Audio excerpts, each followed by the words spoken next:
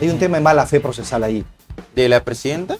Bueno, de la demandante. De la demandante, ¿Ya? que ahora es Porque, presidenta. a ver, entonces hay mala fe procesal. Eso es lo que a mí me llama la atención. Una mala estrategia procesal.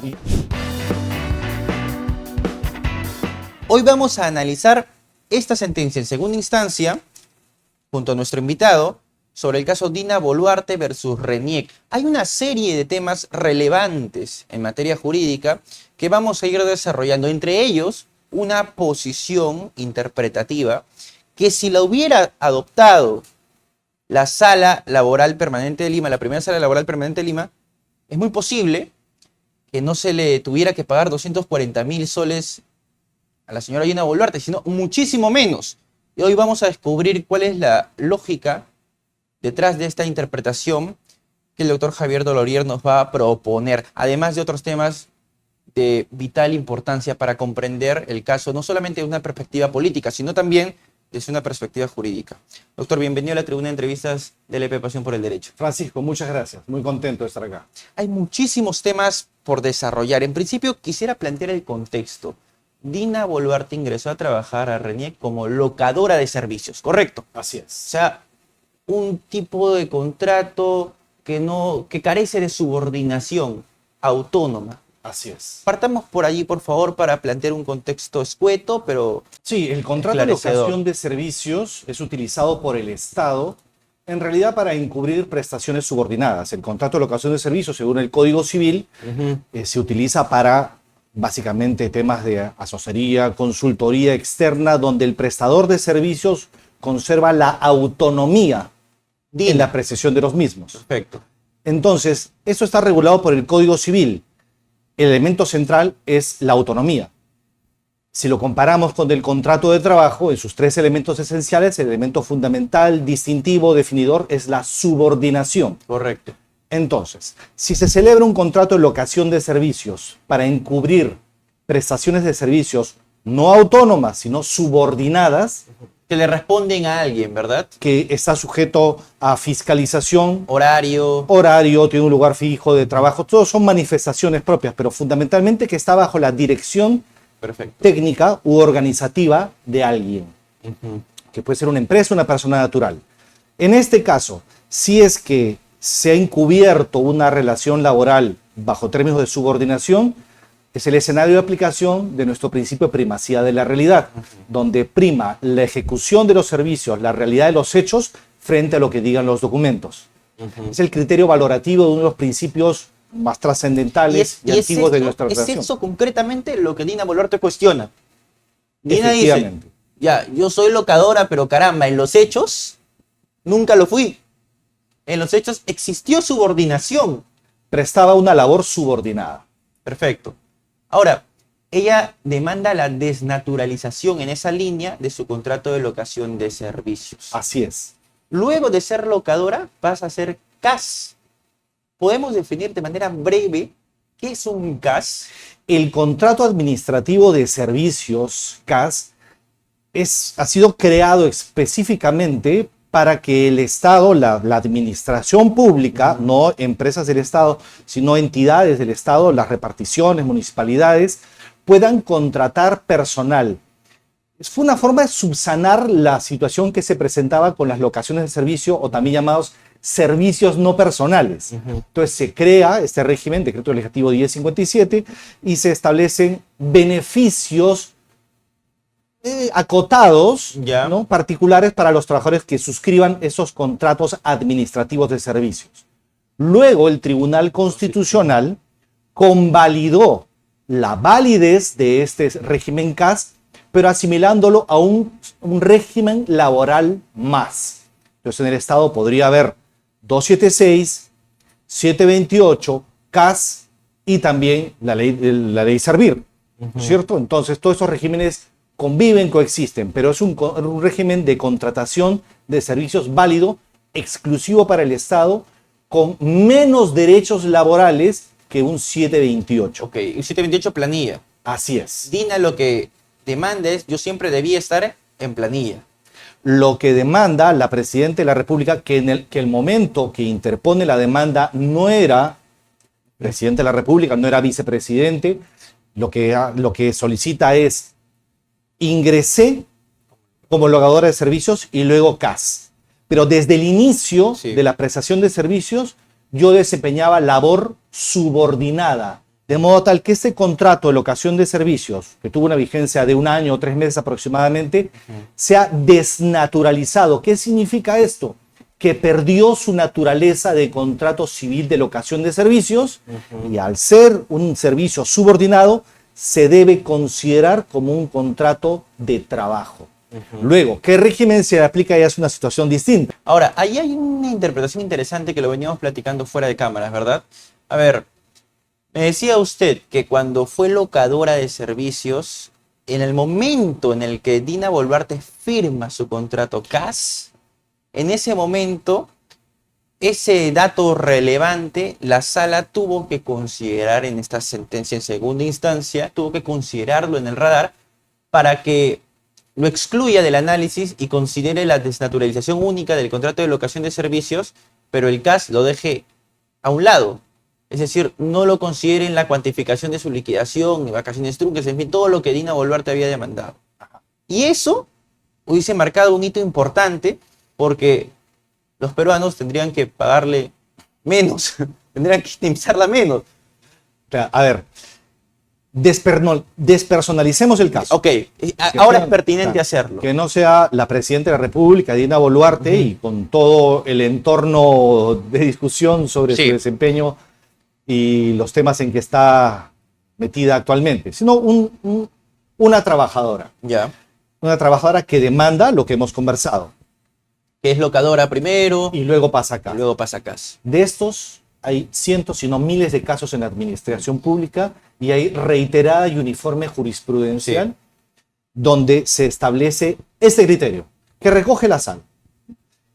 Si fuiste contratada inicialmente vía locación de servicios y luego CAS, pero este contrato se desnaturalizó desde el inicio, se te debe considerar 728 desde el inicio, durante este año o 3 meses, pero también los efectos se extienden a todo el tiempo que trabajaste vía CAS. De modo tal que todo el tiempo que duró la relación laboral se le debe considerar como 728. La desnaturalización inicial del contrato de locación de servicios se extiende a todo el tiempo CAS. Se viraliza toda la relación laboral y se entiende que es solamente un bloque 728 y la cuantificación de beneficios laborales que le pudieron haber correspondido se hace bajo las reglas de 728. Y todo aquello que recibió como CAS se considera como un pago a cuenta de lo que le hubiera correspondido como 728. Esa es la línea de análisis que sigue la jurisprudencia laboral de manera reiterada y uniforme.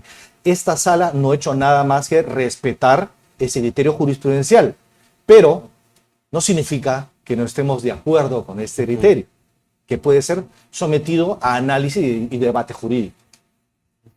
Ahora, personalizando el tema, personalizando esta interpretación, Dina Boluarte arrancó como locadora, luego pasó a ser CAS.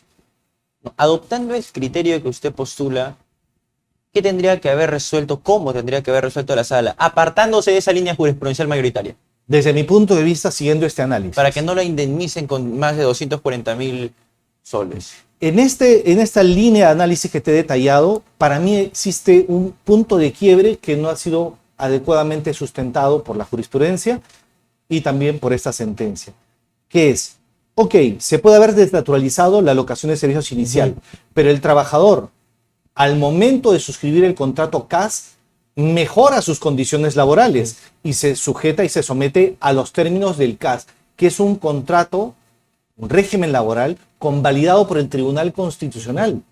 Entonces, ¿por qué resulta ineficaz este contrato? Como un régimen independiente. Así es. ¿Por qué resulta ineficaz este contrato? Si es un contrato válidamente suscrito en un régimen que es jurídicamente, constitucionalmente viable según el Tribunal Constitucional. Entonces, el punto de quiebre es, ok, se desnaturalizó el CAS, se desnaturaliza todo. ¿Por qué? Una forma de analizar el caso es decir, sí, se desnaturalizó este contrato de locación de servicios, se te van a reconocer beneficios laborales por este año y 3 meses, pero tú suscribiste un contrato CAS válidamente. Y este contrato no es inválido en sus propios términos. Se está declarando la ineficacia de este contrato CAS por una situación preexistente, no por este contrato y sus renovaciones, tal como fueron celebrados y ejecutados. Esa es, desde mi punto de vista, una línea de análisis paralela que se podría discutir y abordar oportunamente. ¿La Corte Suprema podría eventualmente adoptar ese postulado o la línea jurisprudencial también en la Corte Suprema es la misma? La Corte Suprema tiene pronunciamientos que siguen la primera línea de análisis que te he presentado, que asume la jurisprudencia laboral y la sala. Bien, pero no queda perdida la batalla de que en todo caso se puede analizar esto que te estoy manifestando. Hay otros temas relevantes, por ejemplo, ¿por qué Dina Boluarte pidió que se le reconozcan beneficios que emanaron de laudos arbitrales, ¿verdad? Si la ley se lo impedía, sostiene Reniec. Reniec dice, la ley le impide, pues, porque ella es una trabajadora de confianza. Entonces, claro, eso vulnera el artículo 42 de la Ley de Negociaciones Colectivas, que a la letra indica lo siguiente, ¿no? Se reconocen los derechos de sindicación y huelga a los servidores públicos. No están comprendidos los funcionarios del Estado con poder de decisión y los que desempeñan cargos de confianza o de dirección. Dentro de ese apartado, dentro de ese universo, se encontraba la presidenta, en ese entonces no presidenta, Dina Boluarte. ¿Cuál es el análisis jurídico con relación a este planteamiento de Reniec? Es un tema muy interesante, los términos del derecho colectivo del trabajo.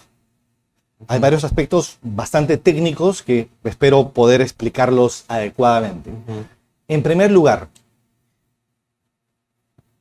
según lo que vemos de la sentencia, la demandante, la señora Dina Boluarte, estaba afiliada al sindicato de trabajadores de Reniec. Puede ser uno o puede ser varios sindicatos, no lo sé si existe solamente uno, pero estaba afiliado a un sindicato siendo CAS.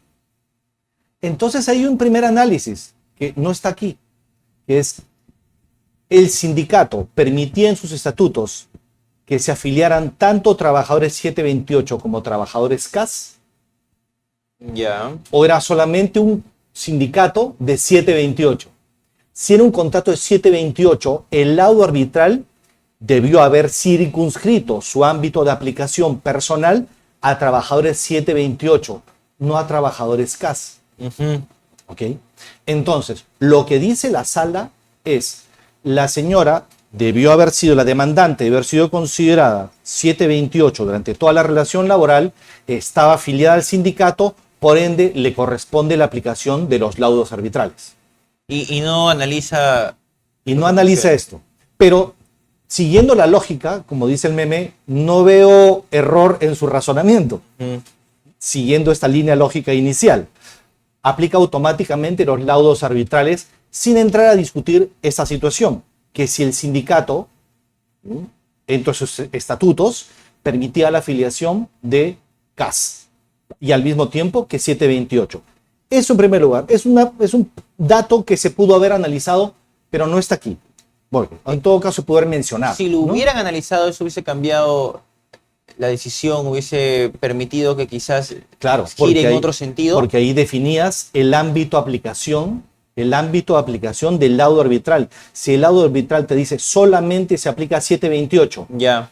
y la señora era CAS, entonces no debió haber estado afiliada en el sindicato y por ende no se le debieron haber aplicado los laudos arbitrales ni los convenios colectivos.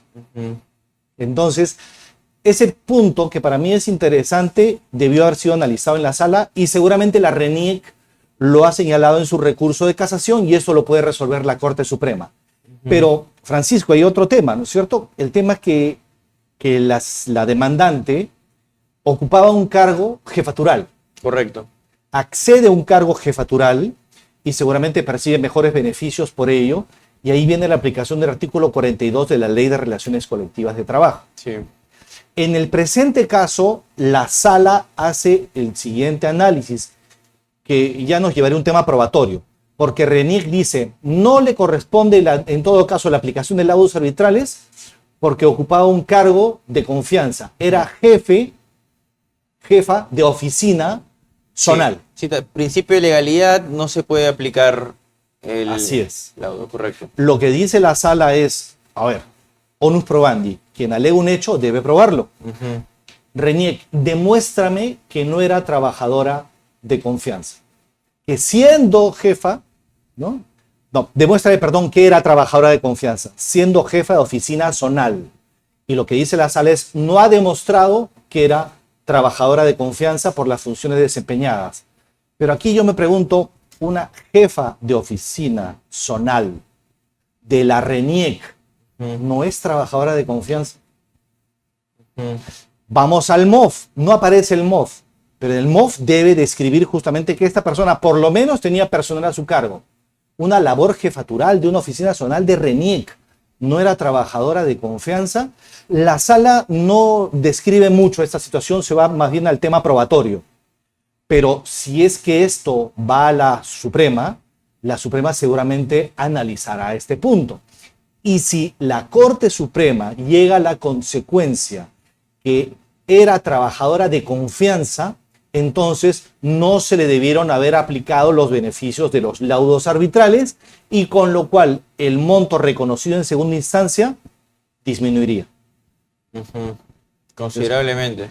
Hay otro tema ahí de análisis para la Corte Suprema, pero digamos, estamos especulando un poco porque no sabemos en qué términos se ha presentado no tenemos el recurso de casación de la RENIEC.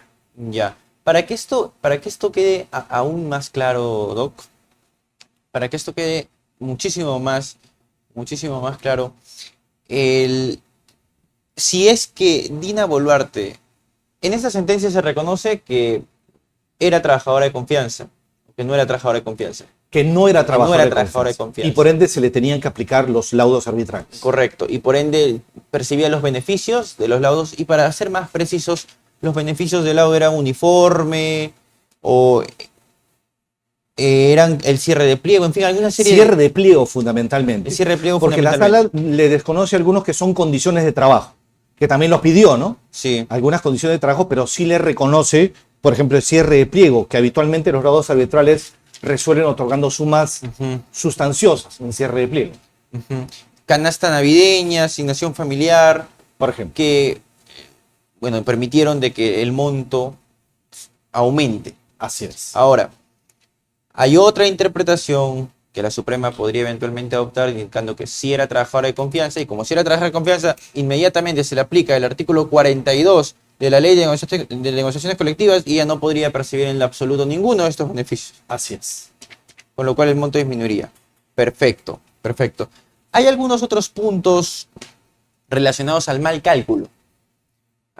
Reniec indica, señores, ustedes en el juzgado, en primera instancia, calcularon muy mal la gratificación, hubo un mal cálculo porque la señora Dina Boluarte se ausentó, hizo uso de licencia sin goce de haber, pero esto no fue considerado en el cálculo. Claro. Durante un mes, me parece 2 meses, ¿cierto? Sí.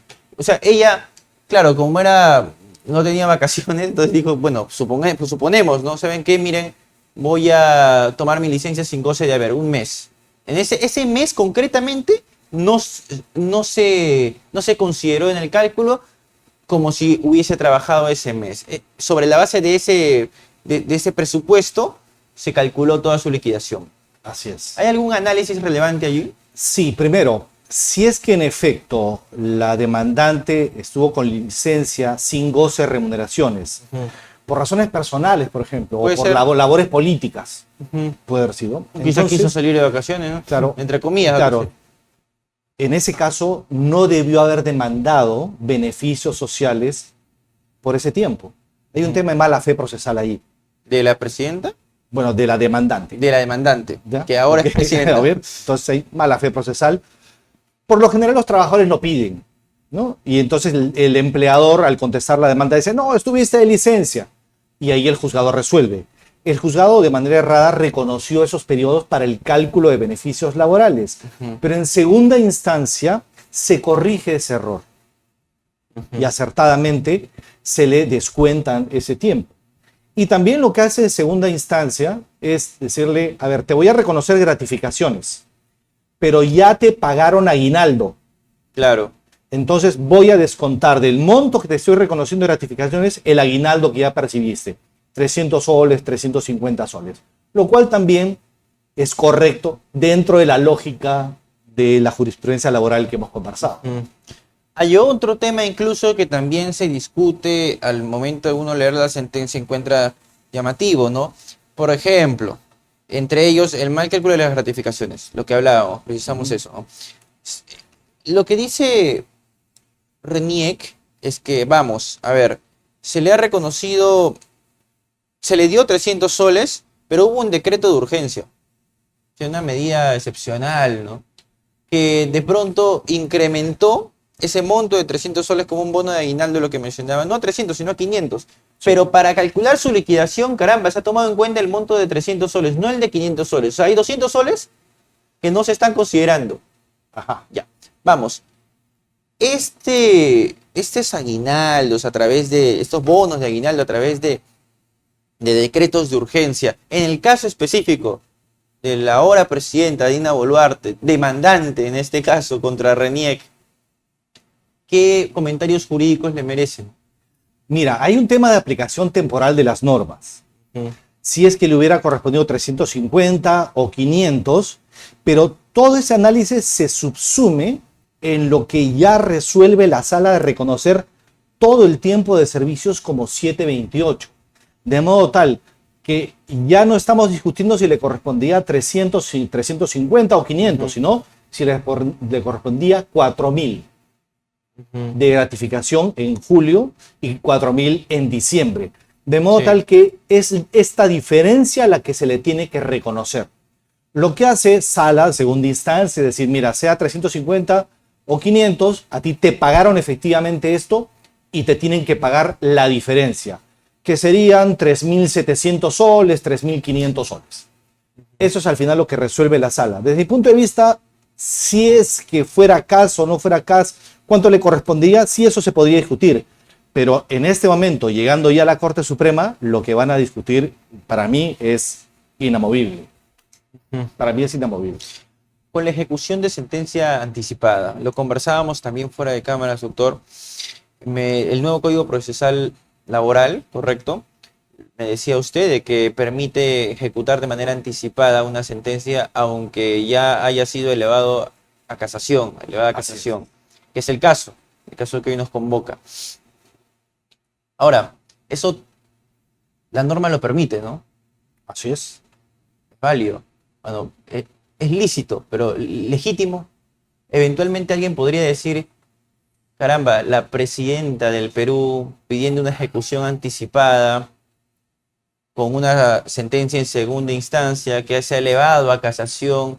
Me decía usted que esa decisión, la ejecución anticipada de la sentencia, no es obligatoria, es facultativa y tampoco el juez podría solicitarla de oficio, sino a pedido de parte. En este caso, Dina Boluarte ha pedido la ejecución anticipada de la sentencia, así que se le paguen inmediatamente. Eso es lo que en términos coloquiales es una ejecución anticipada de sentencia. Páguenme ya. Así es. Pero veamos, nuevamente despersonalicemos, luego ir al caso concreto. Ya. Una de las innovaciones que tuvo la nueva Ley Procesal del Trabajo fue solucionar uno de los grandes problemas que existía para la ejecución de los fallos y los mandatos judiciales. Si llegaba a casación una causa y recién cuando se emitía la sentencia en casación se ordenaba al empleador demandado el pago de 100.000, 200.000 soles, correcto, el empleado durante este tiempo, sabiendo que va a perder el caso, liquidaba la empresa.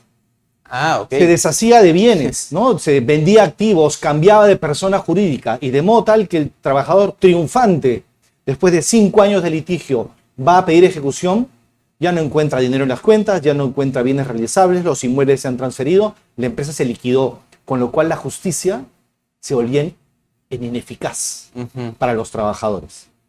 ¿Qué hace la nueva Ley Procesal del Trabajo?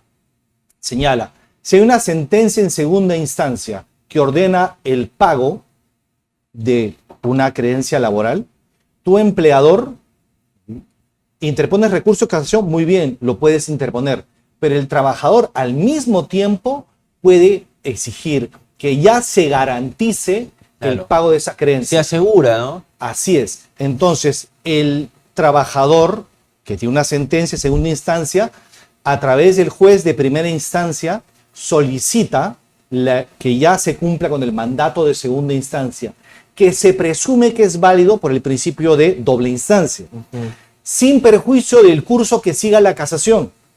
Ya. Entonces, el juez de primera instancia dice al empleador: señor empleador, cumple usted con el pago de esto que ha ordenado pagar segunda instancia. Desembolsa, en todo caso. Así es. ¿Qué hace el empleador? Garantiza a través de una carta fianza, a través de una consignación judicial, o puede ya pagar. Desembolsar. Ok. Pero el juez no lo entrega todavía al trabajador. No entrega el monto al trabajador. Ok. Bien, el juez primero puede decir si las garantías son suficientes o no, si no ha cumplido con el mandato. Si no cumple con el mandato, el empleador, entonces ahí ya exige la ejecución y multa además al empleador. Por lo general los empleadores cumplen con ese mandato, ¿no? Y Ya. garantizan, carta fianza. Mire, eso es muy interesante porque en el caso de Dina Boluarte, los representantes de RENIEC han salido a decir que se les va a pagar en 2025. Claro, es que estamos hablando de un empleador del régimen laboral de la actividad privada, normal, no una entidad del Estado, Sí, por que es un supuesto. supuesto diferente. Pero el tema es que la casación se puede resolver antes. La casación se puede resolver antes, en efecto, en el caso de entidades, de entidades del Estado, ¿no? Pero sigamos con lo que te estoy contando, Correcto. esto de lo que sucede normalmente. Entonces, el empleador cumple con garantizar el pago. El juez tiene la consignación judicial, la carta fianza, etc.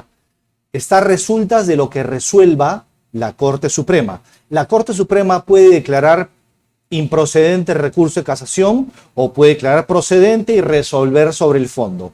La Corte Suprema puede resolver declarando infundado el recurso de casación de la RENIEC. Entonces baja el mandato y ¿qué hace el juez? Le entrega a la demandante la consignación o la carta fianza para que el trabajador se haga pago. Correcto. Muy bien, términos normales. ¿Qué pasa en el caso de la RENIEC como entidad del Estado? Se sujeta a lo que establece la ley de programación de pagos, que no un trabajador de una empresa, una entidad del Estado, no empresa, perdón, una entidad del Estado, una municipalidad, una repartición pública, tiene una deuda laboral reconocida por el Poder Judicial, ¿tiene derecho a cobrar automáticamente todo? No. Ingresa un cronograma de pagos. Entonces hay un tema ahí de discriminación, de no igualdad ante la ley. Porque mientras un trabajador privado o un trabajador de una empresa del Estado cobra automáticamente el 100% en tiempo y forma, según lo ordena el mandato judicial, un trabajador de una entidad del Estado tiene que sujetarse a un cronograma. Una entidad del Estado asigna una parte de su presupuesto para cumplir con mandatos judiciales. Y dentro de esos mandatos judiciales están los laborales, que tienen orden preferente. Pero estos mandatos judiciales laborales entran a un orden, ¿no? Según la prioridad que tienen. Y, por ejemplo, lo que ha señalado la RENIEC a través de los medios es que va a garantizar el pago ofreciendo un cronograma que se inicia el 2025. La casación normalmente demora 2 años. ¿En la práctica? Sí, en la práctica 2 años. Ojalá pudiera ser menos, pero asumamos que son 2 años mientras que se califica y se resuelve. Entonces sí, durante estos primeros 5 años va a tener que garantizar el pago de las obligaciones a que está mandado, que son los 240.000 soles. De modo tal que al instante, cuando baje el expediente, la demandante va a decir: págame el 100%. No, te voy a pagar aquello que ya se garantizó.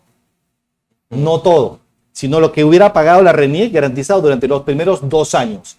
Los otros 3 años, señora, va usted a la fila, va usted a la cola ¿Es eso y posible? cobrará. Sí, es eso posible. Eh, Como cualquier mortal, ese entra a la fila.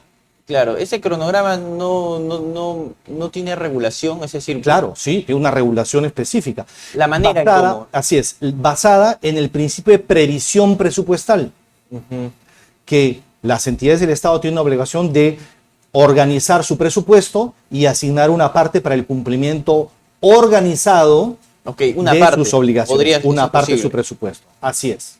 una parte de su presupuesto. Y esto comprende la SUNAT, entidades del Estado, municipalidades, reparticiones, ministerios, etcétera. Salvo empresas del Estado, que tienen el sistema normal de 728, que tienen que pagar automáticamente. Fuera del análisis jurídico, ¿la ejecución anticipada de sentencia tiene alguna lectura de su lado, ética quizá? Considerando que se trata de la presidenta Dina Boluarte, considerando que dentro de su mandato solicitó la ejecución, correcto. Entonces, tomando en cuenta esos elementos, ¿hay alguna lectura particular? A ver, en primer lugar, la señora Dina Boluarte, antes de ser presidenta de la República, de ser vicepresidenta electa, ¿tenía derecho a demandar laboralmente? Sí, como cualquier ciudadano. Y a proseguir con el proceso judicial, aun cuando haya sido electa vicepresidenta y luego nombrada por el Congreso presidenta de la República, ¿tenía derecho a eso? Sí. ¿Existe conflicto de intereses? No. Como cualquier ciudadano que exige que el Poder Judicial resuelva un derecho. Ahora, siendo presidente de la República y ya habiéndose conocido todas las concomitancias de este caso, exigir la ejecución forzada, la ejecución anticipada, que es una potestad, pudo no haberlo hecho y dejar que el tema continuara su cauce y que la Corte Suprema resuelva y ella cobrar teniendo derecho a eso. Eso es lo que a mí me llama la atención. Una mala estrategia procesal. Yo, como abogado, si fuera abogado de la señora Dina Boluarte, demandante en este caso, no le hubiera recomendado exigir la ejecución anticipada. ¿Qué le hubiera recomendado? Espere que finalice el proceso judicial, que resuelva la Corte Suprema y usted cobrará dentro del cronograma que corresponde a la SUNAT. Que corresponde a lo que está establecido la RENIEC. Eso es lo que hubiera correspondido y en términos éticos es lo que hubiera quedado mejor. Hubiera sido algo más elegante, ¿no? Parece que a la señora le gusta la elegancia. Entonces hubiera sido más elegante que actuara de esa manera procesalmente y decir en un momento determinado, el Poder Judicial me dio la razón, yo como demandante, como ciudadana, como ex trabajadora, tengo derecho a este monto. Y eso es incuestionable. Ahora, también pudo, lo conversamos fuera de cámaras, una vez planteada la demanda antes de asumir estos cargos, retirarla, habiendo asumido los cargos. A ver, ahí viene un tema de valoración personal, ya no valoración jurídica, sino valoración personal. Procesalmente es viable que la presidenta de la República, diciendo fui electa vicepresidenta y luego, por una sucesión presidencial válida, accedí a la presidencia de la República. Soy la cabeza del Poder Ejecutivo y mi demanda es contra una entidad del Poder Ejecutivo. Señores, por un tema de transparencia, me desisto de la demanda y de la pretensión. No voy a continuar con este proceso judicial y dejo sin efecto mi demanda. ¿Podría volver a haber demandado al final, luego de su mandato? Hay un tema procesal aquí. Si es que se desiste de la demanda y de la pretensión, ya. No. Ok. Si es que se desiste solo de la demanda. Si es que se desiste de la demanda, podría volver a demandar si es que estuviera dentro del plazo de prescripción. Cuando cesó la señora Dina Boluarte de sus funciones en la RENIEC. Entonces hubiera transcurrido, ¿cuánto tiempo? 4 años. Estando dentro de ese lapso de 4 años, pudo haber vuelto a demandar.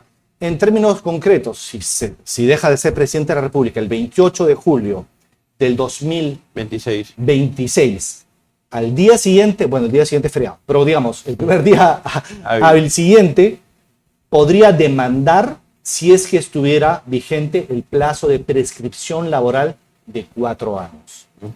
Pudo haber hecho eso, ¿cierto? Y evitarse toda esta situación de debate público respecto a esta demanda laboral.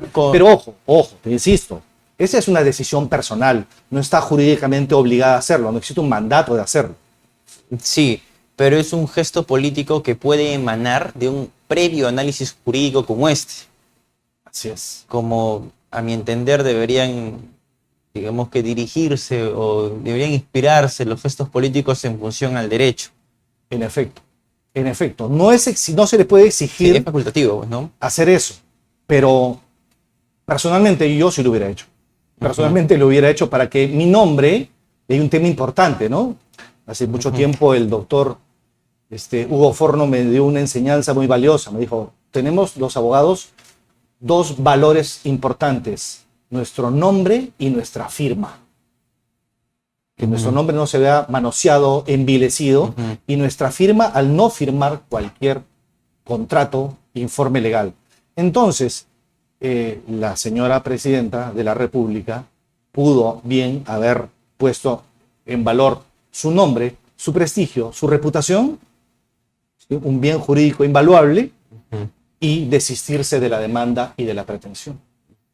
Pero bueno. A modo de síntesis, doctor, ya para ir terminando esa transmisión, algunos puntos relevantes sobre los que quisiera enfocarse luego de la extensa conversación que hemos tenido sobre puntos controvertidos de esta sentencia en segunda instancia. ¿Qué Sí. es lo que se viene? En primer lugar, yo creo que es una interesante oportunidad para que la Corte Suprema, ojo a los vocales, ¿no? Van a despersonalizar este caso y van a resolver bajo los términos del recurso de casación y la sentencia impugnada. Bajo esos términos van a poder analizar si es que el contrato administrativo de servicios, el CAS, debe ser declarado ineficaz o no. Ese es un primer análisis. Claro. El segundo análisis... En segunda instancia ha sido claro ineficaz. Así es. Eso tendría que resolver la Corte Suprema. En segunda instancia, en segundo término, determinar si es que la demandante era realmente trabajadora de confianza o no, a efectos de la aplicación del artículo 42 de la Ley de Relaciones Colectivas de Trabajo, y si le corresponderían los beneficios del laudo arbitral o no. Esto en tercer término. Y luego, ya no en ámbito de la Corte Suprema, sino en la ejecución, lo que va a resolver el juez respecto al cronograma que va a presentar la RENIEC. Si es que este cronograma se ajusta a los términos de la ley, si es que es razonable, y el juez puede decir, ok, muy bien, se acepta el cronograma, con lo cual a partir del 2025 se va a pagar fraccionadamente, se va a garantizar fraccionadamente lo resuelto en segunda instancia. Y ya estaremos a lo que resuelve en la Corte Suprema para ver si es que le corresponde la suma demandada íntegramente. O menos, o nada. O nada. Es una posibilidad teórica, ¿no? Pero yo creo, ya especulando un poco, creo que la Corte Suprema va a hacer este análisis. ¿Y va a disminuir el y monto? no digo que va a disminuir, yo no sé quién, estimado Francisco. ¿Podría disminuir el monto? Podría disminuir el monto. Yo creo que el punto más fuerte aquí es el analizar si es que se aplique, cómo se interpretó y si se aplica el artículo 42 de la Ley de Relaciones Colectivas de Trabajo. A la luz de su experiencia, doctor, leyendo los argumentos de Dina Boluarte, que también es un caso típico, ¿no? Por eso es que a lo largo de esta conversación hemos despersonalizado el nombre de Dina Boluarte, porque estos casos suelen ocurrir en la jurisprudencia de manera frecuente. De manera muy frecuente. Entonces, claro, a la luz de su experiencia, usted seguro ha revisado casos como estos a por montones. Sin ser usted la Corte Suprema, sin ser un juez supremo, por supuesto, ¿por dónde la Corte Suprema suele demarcar sus decisiones en casos como estos? ¿Lo baja a cero? ¿Disminuye leyendo los argumentos? Yo no creo que lo baje a del cero. caso de Dina Boluarte. Yo no creo que lo baje a cero, y si se continúa con la línea jurisprudencial de asumir que todo el contrato es 728 y aplicar el acuerdo de sala plena respecto a la aplicación de laudos arbitrales a los trabajadores cuyo contrato de locación se ha desnaturalizado, y hay un acuerdo de sala plena sobre el tema, podría ratificar, podría no casar y confirmar la venida en grado. Podría hacerlo, en términos normales.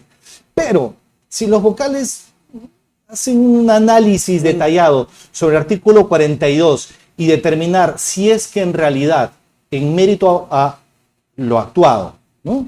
Ojo, en casación no se actúan medios probatorios, pero sí a veces tienen esa potestad de decir, a ver, la señora era jefa de oficina zonal. Vamos a entrar un poquito por ahí y ver si es que era o no en realidad trabajadora de confianza.